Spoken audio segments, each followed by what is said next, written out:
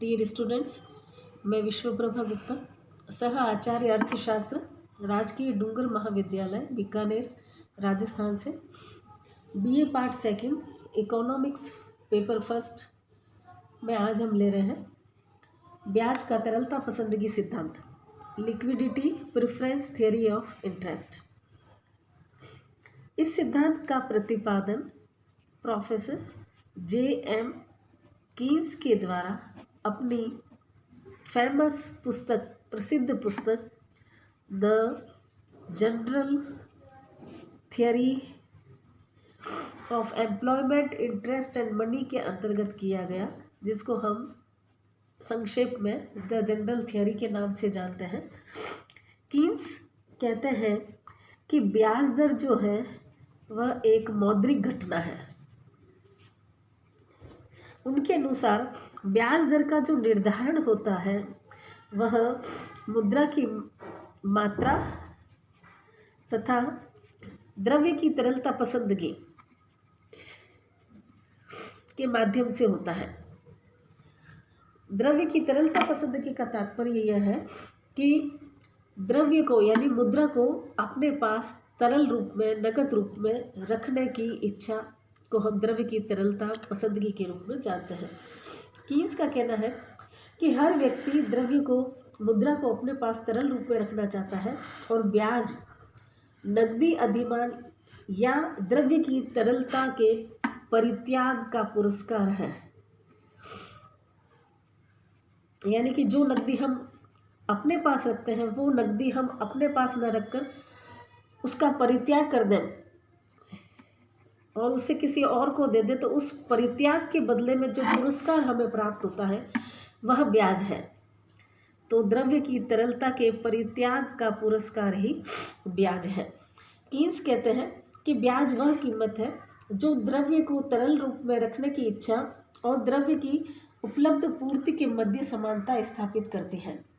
अगर द्रव्य की तरलता को परित्याग करने का पुरस्कार ज़्यादा है तो लोग अपने पास नगद कम रखेंगे और बाज़ार में उपलब्ध पूर्ति द्रव्य की बढ़ जाएगी, जिससे कि ब्याज दर घट जाएगी। यानी कि ये द्रव्य की तरलता के परित्याग का जो पुरस्कार है वह कम हो जाएगा।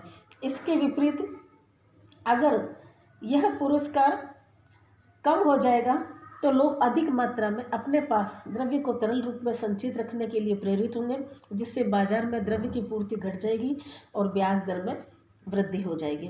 तो इस तरह से ब्याज दर का निर्धारण द्रव्य की मात्रा और द्रव्य की तरलता पसंदगी की शक्तियों के सामने से होता है और इसीलिए कीन्स इसको मौद्रिक घटना कहते हैं और कई बार इसको ब्याज का मौद्रिक सिद्धांत भी कहा जाता है। मॉनेटरी थियोरी ऑफ इंटरेस्ट इस नाम से भी इसको जाना जाता है। तो यह दो चीज़ों पर निर्भर हुआ, एक मुद्रा की मांग और मुद्रा की पूर्ति, या यूँ कहें द्रव्य की मांग और द्रव्य की पूर्ति। तो सबसे पहले हम इसका लेते हैं बिंदु द्रव्य की मांग, यानी कि डिमांड ऑफ मनी।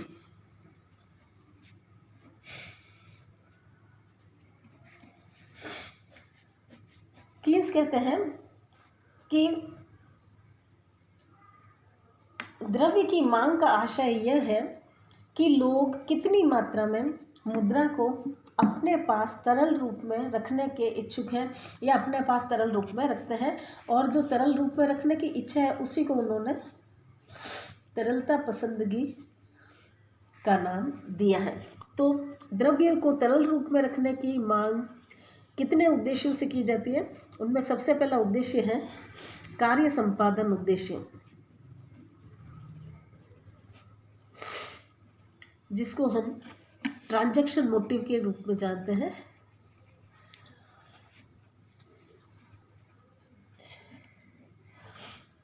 प्राय लोगों को इनकम जो होती है वो एक निश्चित अवधि के बाद मिलती है और उन्हें दैनिक जीवन में कुछ न कुछ व्यय करने के लिए अपने पास द्रव्य नगद रूप में रखना ही पड़ता है। तो उपभोक्ता दिन प्रतिदिन के कार्यों के लिए, उपभोग के लिए, व्यापारी या व्यवसायी अपने व्यापारिक और व्यावसायिक खर्चों के लिए द्रव्य को तरल रूप में रखना चाहते हैं। तो इस उद्देश्य से जो मुद्रा की मांग की जाती है उसको हम कार्य संपादन हेतु मुद्रा की मांग कहते हैं, जो व्यक्ति की आय पर निर्भर करती है, उसकी खर्च करने की आदत पर निर्भर करती है, न कि ब्याज दर पर निर्भर करती है।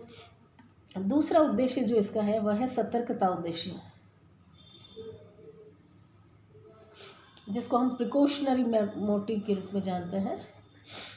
प्रिकॉशनरी मोटिव यानी कि लोग अपने पास जो मुद्रा नगद रखते हैं वो केवल दैनिक उद्देश्यों में दैनिक कार्यों में खर्च के लिए नहीं रखते, बल्कि आकस्मिक घटनाओं, अनिश्चित घटनाओं, जैसे संकट काल है, दुर्घटना है, बेकारी है, उन स्थितियों का सामना करने के लिए भी मुद्रा की मांग करते हैं। और इस उद्देश्य के लिए मुद्रा की जो मात्रा नगद रखी जाती है उसको हम सतर्कता उद्देश्य हेतु मुद्रा की मांग कहते हैं। यह भी जो है व्यक्ति की आय पर निर्भर करती है, उसके स्वभाव पर, उनके रहने की दशाओं आदि पर निर्भर करती है। तो पहले उद्देश्य और दूसरा उद्देश्य, इन दोनों उद्देश्यों से जो है मुद्रा की मांग जो की जाती है वह आय पर निर्भर होती है। तीसरी है सट्टा मांग, जिसको हम स्पेक्युलेटिव मोटिव कहते हैं।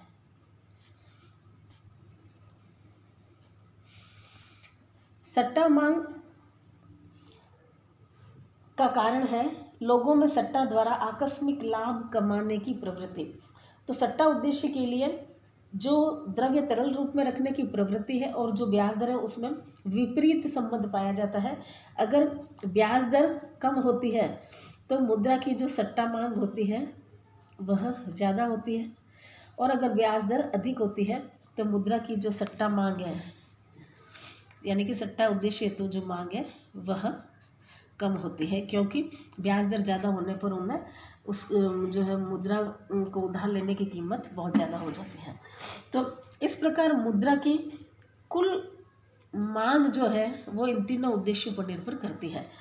अब कीन्स कहते हैं कि अगर पहले दो उद्देश्यों मुद्रा की कुल मांग को हम एल रूप में कह सकते हैं, और पहले जो दो उद्देश्य हैं उनको हम L1 के रूप में रख सकते हैं, जो कि डिपेंड करते हैं Y पर, और दूसरा जो उद्देश्य है वह है L2, जिसको हम सट्टा मांग कह सकते हैं, और यह डिपेंड करता है रेट ऑफ इंटरेस्ट पे। तो मुद्रा की कुल मांग का हम ये फॉर्मूला बना सकते हैं कि L is equal to L1 bracket में Y प्लस L2 और ब्रैकेट में R, यानी कि मुद्रा की कुल मांग L का मतलब L1 का मतलब मुद्रा की कार्य संपादन उद्देश्य और सतर्कता उद्देश्य हेतु मांग जो डिपेंड करती है, जो फलन है आय का, और L2 यानी कि मुद्रा की सट्टा मांग जो फलन है ब्याज दर का। तो इस तरह से हम मुद्रा की इस मांग को जो है फॉर्मूले के रूप में इस तरह से बता सकते हैं।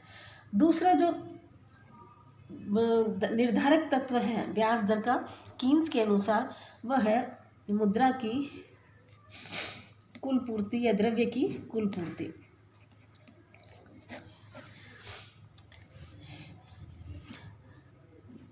अब मुद्रा की पूर्ति का आशय किसी समय विशेष में उपलब्ध मुद्रा की कुल मात्रा से है, जिसमें वास्तविक वैधानिक मुद्रा और साख मुद्रा दोनों का समावेशन होता है। वैधानिक मुद्रा प्लस साख मुद्रा। अब फिर कहते हैं कि अगर हम मुद्रा की कुल पूर्ति को M मान लें और वैधानिक मुद्रा को M1 का नाम दे दें और साख मुद्रा को M2 का नाम दे दें, तो मुद्रा की कुल पूर्ति का यह फॉर्मूला बन जाता है M is equal to M1 plus M2, जिसमें M1 जो है वह देश के मौद्रिक अधिकारी द्वारा इसकी मात्रा निर्धारित की जाती है, जिस पर ब्याज दर का कोई प्रभाव नहीं पड़ता, किंतु M2 पर ब्याज दर का काफ़ी प्रभाव पड़ता है। तो इस तरह से मुद्रा की कुल पूर्ति का निर्धारण होता है। अब ब्याज दर का निर्धारण कैसे होता है?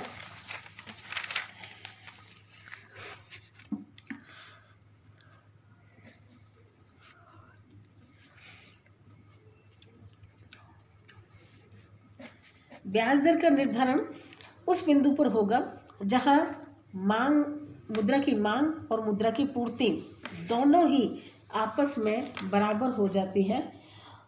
और या हम कहें कि जहाँ तरलता पसंदगी वक्र और मुद्रा के पूर्ति वक्र एक दूसरे को काटते हैं, वहीं पर ब्याज दर का निर्धारण हो जाता है। इसको हम फॉर्मूले के रूप में इस तरह से रेखा चित्र के माध्यम से इस तरह से व्यक्त कर सकते हैं।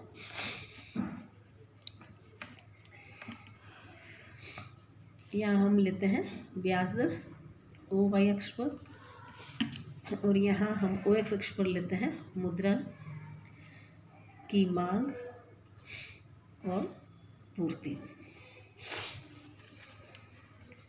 ये जैसे द्रव्य का तरलता पसंदगी वक्र है जो बाएं से दाएं नीचे की ओर गिरता हुआ है, और हम मान लेते हैं कि यह जो है मुद्रा की कुल पूर्ति है O Q two M two Q two के बराबर।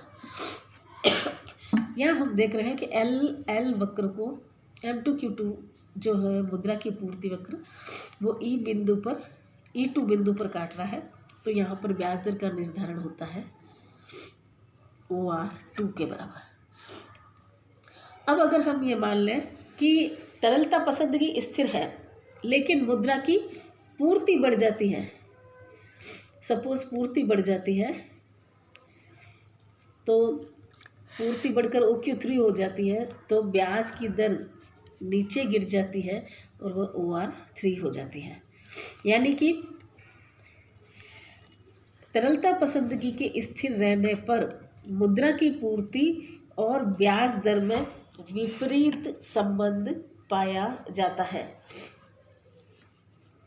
मुद्रा की मात्रा तथा ब्याज दर में विपरीत संबंध, जबकि तरलता पसंदगी स्थिर रहे। ठीक है, पहली बात इसमें हम ये भी देख सकते हैं कि अगर मुद्रा की पूर्ति सपोज कम कर दी जाती है और यह OQ1 M1 Q1 के बराबर आ जाती है, तो यहाँ पर नया साम्य E3 बिंदु पर होगा और ब्याज की दर जो है वो R3 के बराबर निर्धारित होती है। यानी कि जब हमने मुद्रा की पूर्ति बढ़ाई तो ब्याज दर कम हो गई, और जब मुद्रा की पूर्ति को कम किया तो ब्याज दर बढ़ गई। जो यह जो है वो प्रूव करती है कि अगर तरलता पसंदगी स्थिर रहे तो मुद्रा की मात्रा और ब्याज दर में विपरीत संबंध पाया जाता है। अब अगर मुद्रा की पूर्ति स्थिर रहे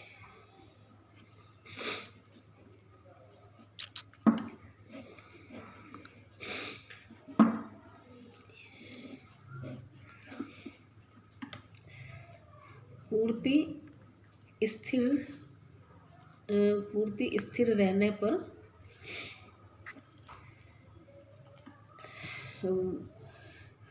जो है मुद्रा तरलता पसंदगी तथा ब्याज दर में सीधा संबंध।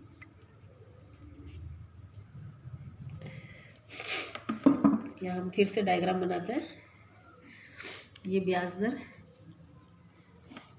यहाँ पर मुद्रा की मांग व पूर्ति,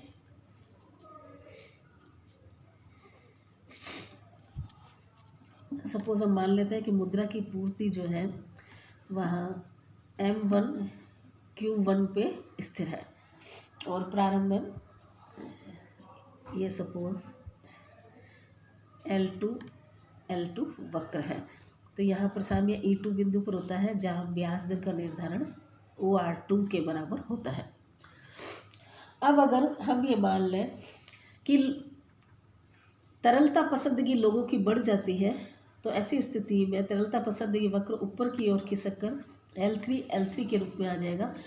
और जब तरलता पसंदगी बढ़ जाती है, यानी कि लोग अपने पास तरल रूप में ज़्यादा मुद्रा रखने को इच्छुक है, तो ऐसी स्थिति में ब्याज दर बढ़ जाती है, OR3 हो जाती है। और इसके विपरीत अगर हम ये देखें कि तरलता पसंदगी पहले की तुलना में घट गई है, L1 के रूप में वक्र आ जाता है, तो ये ब्याज दर पहले की तुलना में घटकर OR1 हो जाती है। ये तो इस तरह से अगर मुद्रा की पूर्ति स्थिर है तो तरलता पसंदगी और ब्याज दर में सीधा संबंध है। अगर तरलता पसंदगी बढ़ गई तो ब्याज दर भी बढ़ गई, तरलता पसंदगी घट गई तो ब्याज दर भी घट गई, यदि मुद्रा की पूर्ति स्थिर है। तो इस तरह से मुद्रा की मांग और पूर्ति के द्वारा जो है वह ब्याज दर का निर्धारण होता है। अब हम लेते हैं इसकी आलोचना।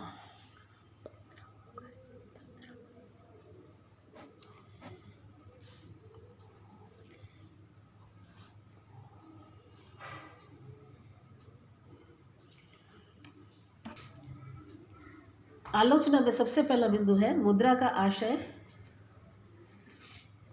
अस्पष्ट।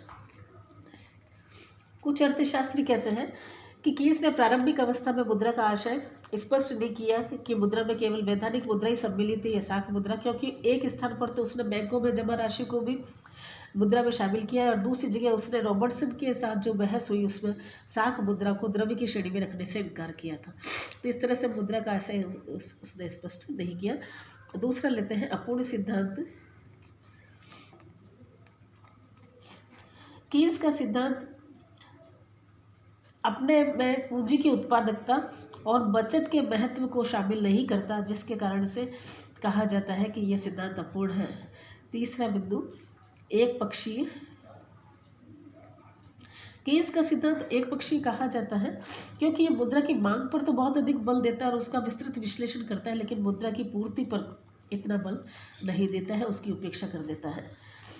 फिर यह सिद्धांत अल्पकालीन है।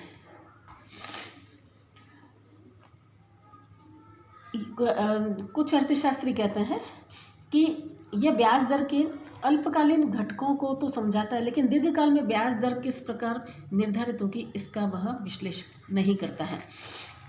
नेक्स्ट, संकुचित क्षेत्र।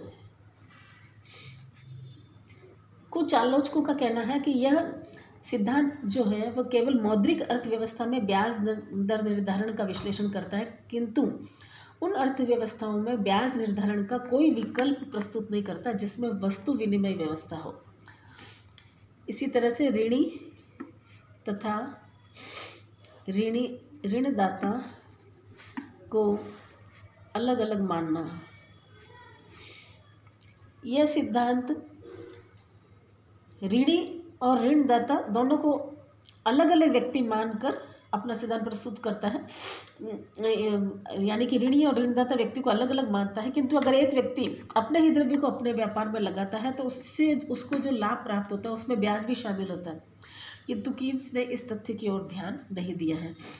और अंतिम पॉइंट कि इसमें ब्याज दर अनिर्धारणीय है, यानी कि कीन्स के ब्याज दर को निर्धारित करने के लिए हमें चाहिए सट्टा मांग, और सट्टा मांग को निर्धारित करने के लिए चाहिए हमें ब्याज दर। तो यानी कि जिस चीज़ को ज्ञात कर रहे हैं उसी के लिए उसी चीज़ को चाहिए, यानी कि ब्याज दर जो है वह अनिर्धारणीय हो जाती है। तो इस तरह से विभिन्न तरीक़ों से कीन्स की इस सिद्धांत की आलोचना की जाती है, किंतु फिर भी हम कहेंगे कि इस सिद्धांत का अत्यधिक महत्व है, क्योंकि इसके अंतर्गत जो है मुद्रा की मांग का काफ़ी व्यापक और व्यवहारिक विश्लेषण किया गया है। यह उत्पादक और अनुत्पादक सभी ऋणों के संबंध में लागू होते हैं। यह मुद्रा के महत्व को स्पष्ट करता है तथा साथ ही मौद्रिक नीति का व्यवहारिक दृष्टिकोण भी इस सिद्धांत के अंतर्गत निहित होता है। और अगर कीन्स के द्वारा यह सिद्धांत प्रस्तुत नहीं किया जाता तो आय और रोजगार का जो सिद्धांत है वह अधूरा रह जाता, क्योंकि दोनों इसी सिद्धांत पर आधारित है। तो कुल मिलाकर कीन्स का तरलता पसंदगी सिद्धांत जो ब्याज का प्रस्तुत किया गया है वो बहुत ही महत्वपूर्ण है। तो अपना यहाँ ख़त्म हो जाता है। Thank you.